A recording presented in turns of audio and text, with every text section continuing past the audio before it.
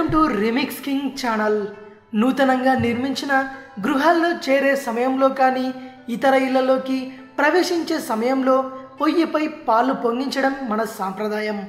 పాలు పొంగించిన గృహాల్లో అంత శుభాలే జరుగుతాయని మన పెద్దవాళ్ళు చెబుతుంటారు. దీని వెనుక ఒక అర్థం ఉంది. సకల సంపదలకు అధినేత్రి లక్ష్మీదేవి.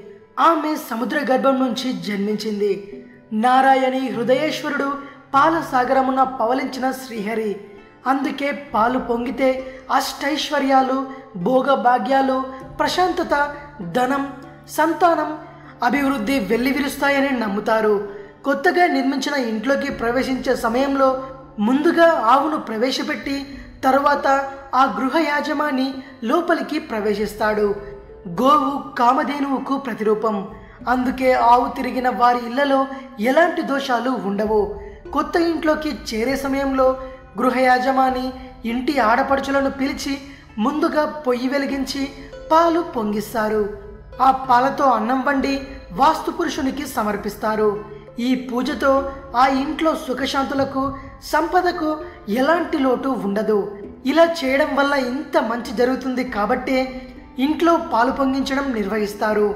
మన సాంప్రదాయంలో ఇంటి ఆడపడుచులకు పెద్దపీట వేస్తారు. వదిన ఆడపడుచులకు మధ్య సఖ్యతకు ఇలాంటి కార్యక్రమాలు మరింత తోడ్పడతాయి. దీంతో పాటు కొత్తగా గృహాన్ని నిర్మించిన అనంతరం ప్రవేశించే కార్యక్రమంలో బంధుమిత్రులను పిలుస్తాం. అందరితో ఆనందంగా గడుపుతాం. ఇలాంటి కార్యక్రమాలు అందరినీ ఒక్కచోటుకు చేర్చడంతో పాటు సాంఘిక సమైక్య జీవితాన్ని మరింత గాఢంగా చేసేందుకు ఉపయోగపడతాయి. ఇది విషయం. మరిన్ని ఇంట్రెస్టింగ్ వీడియోస్ కోసం రీమిక్స్ కింగ్ ఛానల్ని సబ్స్క్రైబ్ చేయండి.